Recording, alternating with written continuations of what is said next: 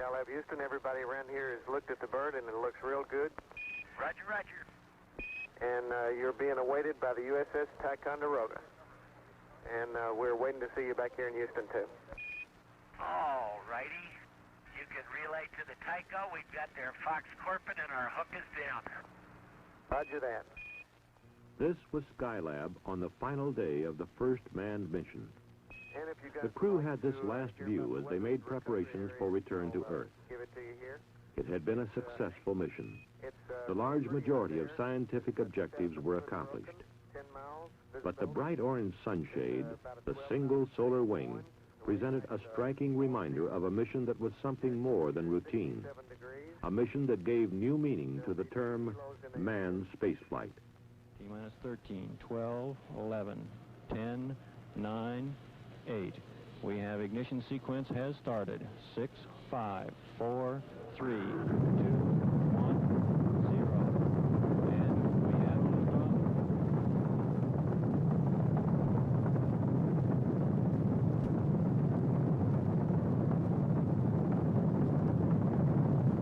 The Skylab lifting off the pad now, moving up.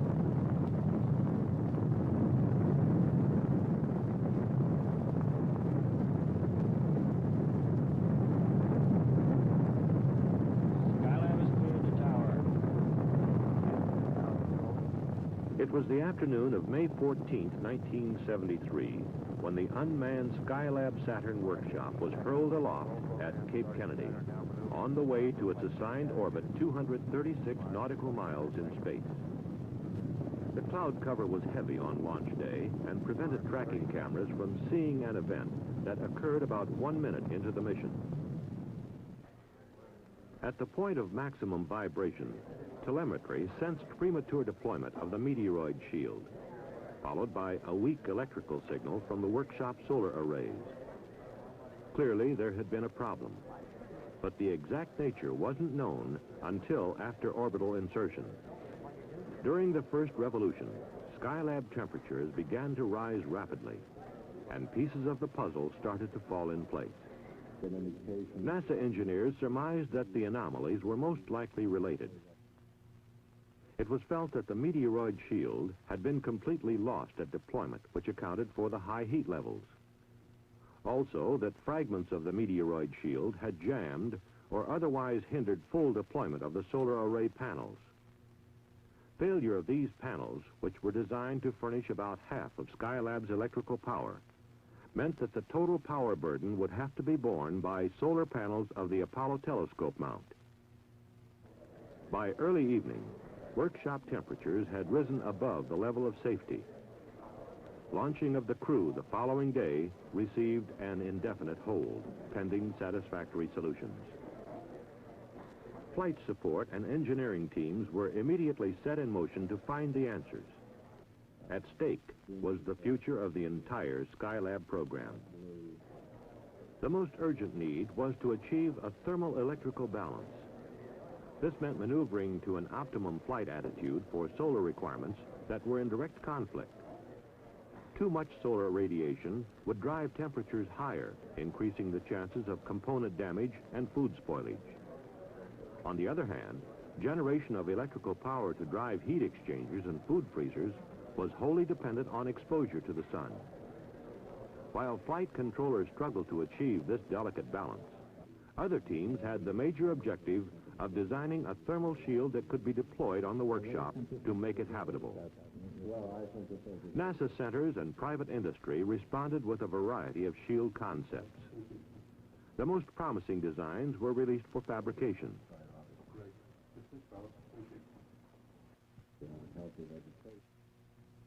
Finally, they were subjected to functional testing.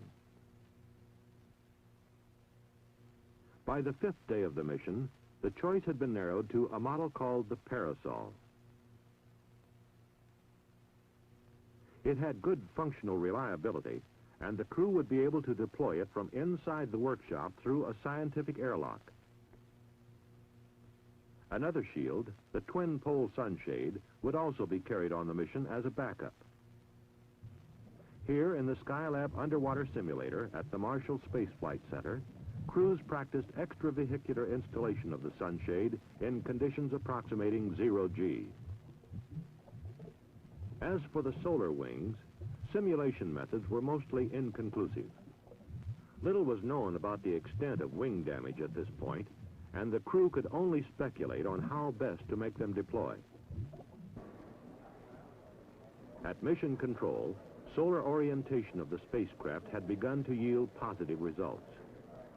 Temperatures, still too high for habitation, were stabilized, and electrical power was sufficient for operating vital systems and equipment.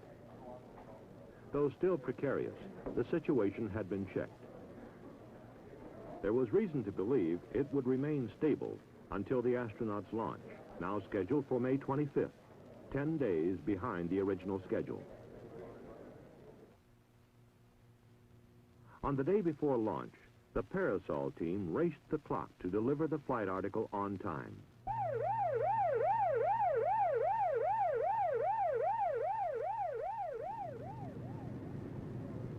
They were down to the last 30-minute extension as the Parasol, packed in the flight canister, was loaded for transfer to Cape Kennedy.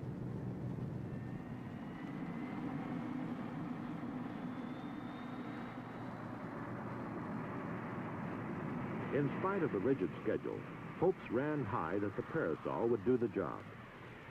Attention now turned to the astronauts who would attempt to put it in place.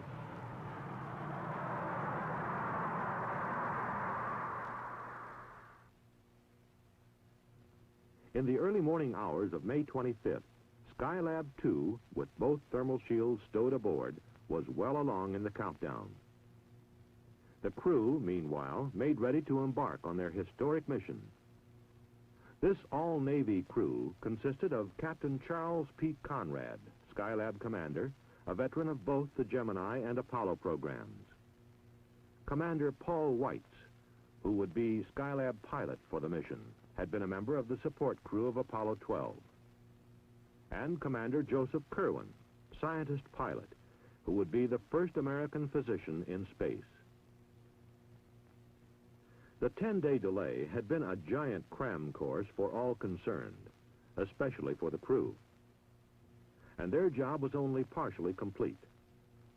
The execution of all the planning effort was now solely in their hands.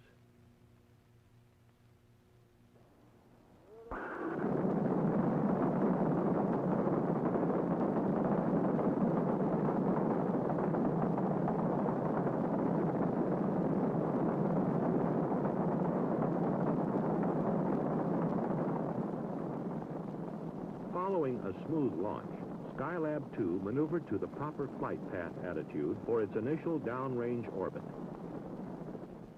By mid-afternoon, the crew had overtaken the workshop. TV picture beginning to come in now to the control center. Skylab Houston, we're AOS at Guam for the next 10 minutes. Tally, the Skylab. We got her in daylight at 1.5 miles, 29 feet per second. Roger, Pete, copy. They effected rendezvous and performed a fly-around to assess the damage. Most predictions were confirmed. Okay, Houston, the meteoroid shield area is solid gold. Roger, copy. In brief description, it is suspected solar wing 1 and 2, right? Yeah, 2 is gone. Completely off the bird. Solar wing 1 is in fact partially deployed, and the reason that you've got different readings not symmetric between your 3 solar panels is there's a bulge of meteorite shield underneath it in the middle, and it looks to be holding it down. Roger, copy. Okay, Houston, it looks like the meteorite shield at the upper vent panel on the SAS wing has wrapped around it just slightly. Where are we? Now, my guess is that our easiest thing to do is just go to the end and try and deploy it. Roger, Pete, from which side of the SAS is the meteoroid shield slightly wrapped around? Is it on the side of the main tunnel? Before docking, the crew attempted to free the wing. The other side, Nick. Although the try was unsuccessful, the TV pictures seen here proved invaluable. in devising the technique that ultimately worked. Following a night's sleep in the command module, the crew spent the morning of Saturday, the 26th, activating and checking systems in the multiple docking adapter and airlock module.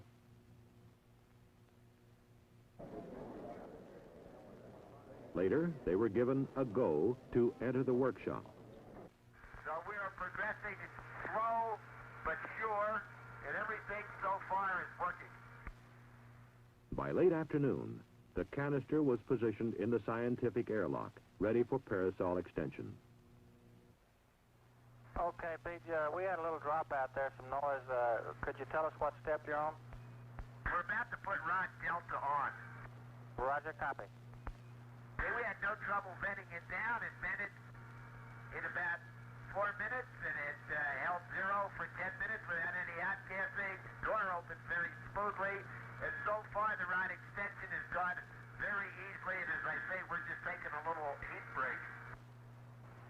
Some 4 hours after the operation began, the thermal parasol was deployed. It was then placed in position close to the workshop skin. Well, we don't think so, Houston. We can see the ends of all the rods. It's completely free of anything. There's nothing hanging it up. It took about 2 revolutions of Skylab before temperatures began to fall. Projections showed that if the present trend continued, the workshop would be below 100 degrees the following day. It wouldn't be the most comfortable environment, but after a discussion with the crew, the decision was made to proceed the next morning with the normal flight plan. The crew put in a long, trying day activating the workshop. Getting things organized and in the proper place was a chore in itself. However, they were discovering to their satisfaction that moving big pieces of gear presented no problem in the weightless environment. By noon, Monday the 28th, with the workshop completely activated, primary emphasis was on getting the biomedical experiment started. This was the first in a series of lower body negative pressure and vector cardiogram experiments. Paul White's the subject, Joe Kerwin the observer. There followed a workout on the bicycle ergometer to check metabolic effectiveness and to evaluate the bicycle as an exerciser for long-duration missions. Ideally, the handlebars would be longer than they are now and would kind of sweep down around you so you could grab them in the right place. Other medical experiments conducted over the next few days included blood samplings from each crew member to satisfy the 5 blood study experiments. Body mass measurement to determine each crewman's daily weight and to validate the use of this device for weighing in 0G. A rotating litter chair, a part of the human vestibular function experiment, tested for motion sickness, rotation perception, and ability to determine orientation. In addition to these and other medical experiments, science experiments were simultaneously being performed. Here, Pete Conrad operates the Apollo telescope mount control and display panel in preparation for the solar physics studies. In subsequent operations, data such as this active region of the sun was recorded by the telescope. Clear sound, but it's pretty clobbered where we're Start. Got a tape motion light. The Earth resources experiments also got underway after activation of the 6 remote sensing systems. Mark, S-192, I got a ready light. We just came out from over the clouds. How about that? Auto sequence start on 90 and ETC, Joe. From a broad field of view provided by this large space platform, the systems began photographing selected portions of the Earth's surface in the visible and near-infrared spectral regions.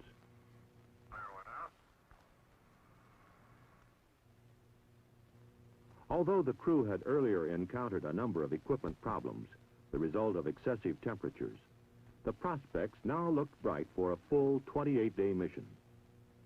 The temperature had stabilized in the mid-70s. The food was good, and so was morale. And up to now, the 4,700 watts of available power appeared to be adequate as long as high-load experiments were staggered. However, by the 5th day, some of the storage batteries had begun to perform in a degraded manner. The power shortage grew critical, and it became apparent that to carry out the mission, the jammed solar panel would have to be deployed.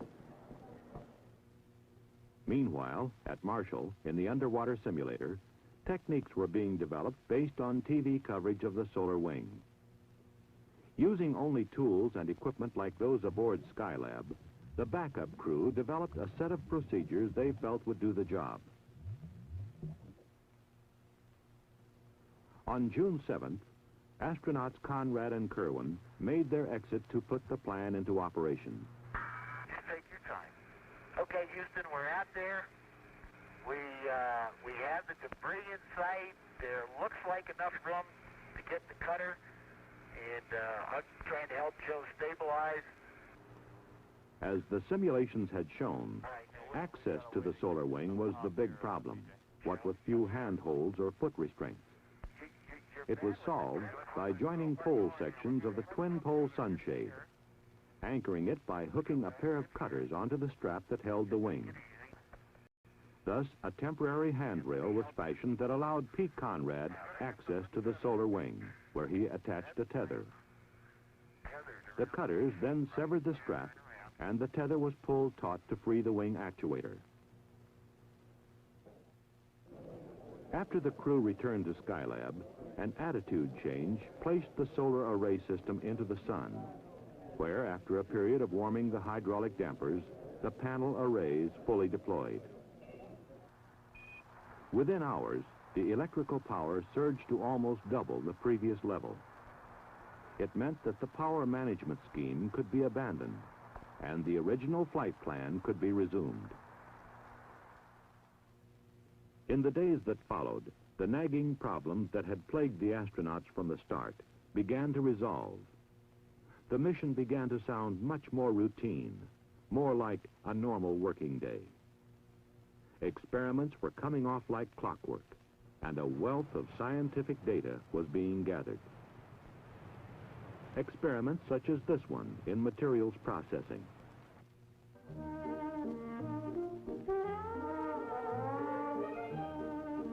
With more leisure, it was not uncommon for the men of Skylab to indulge themselves in the fluidity of movement in zero-G.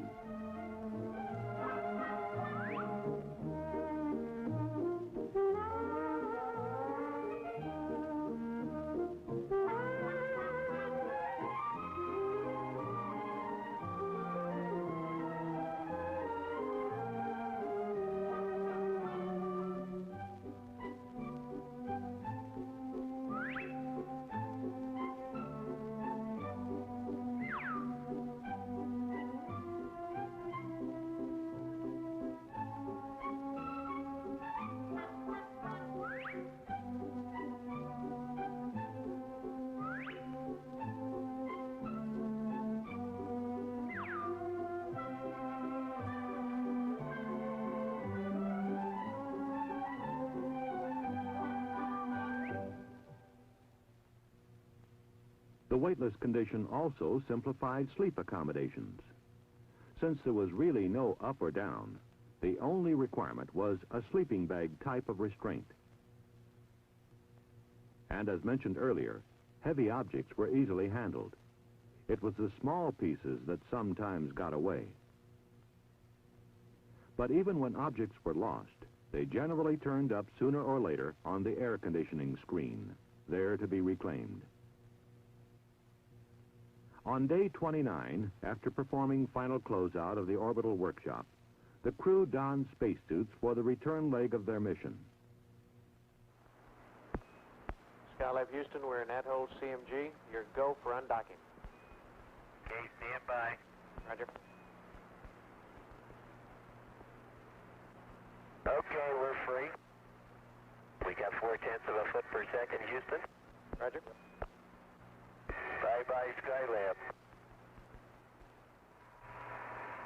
After undocking, they remained on station briefly to obtain photographic coverage.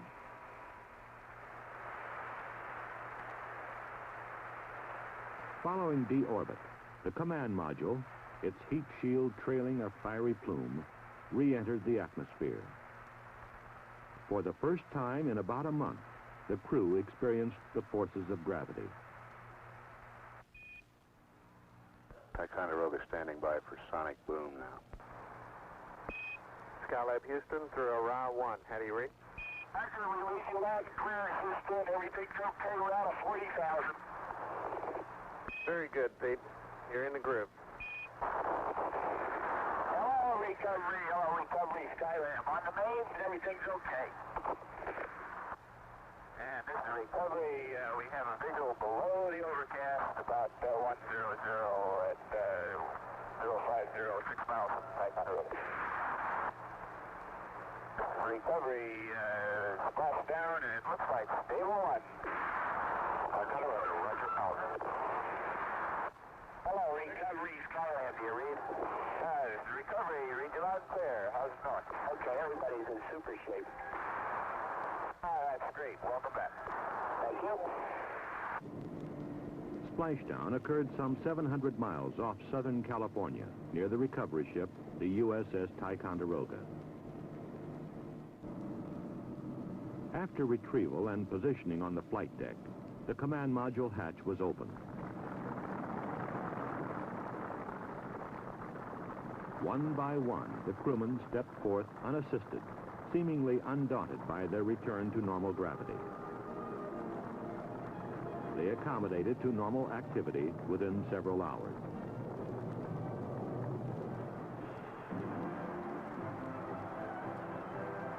In San Diego, the first Skylab crewmen were received by a vocal and appreciative throng. They had reason to be proud. The large majority of scheduled experimental data was gathered, and all subsystem operational test objectives were achieved. All this in spite of the problems encountered from the start.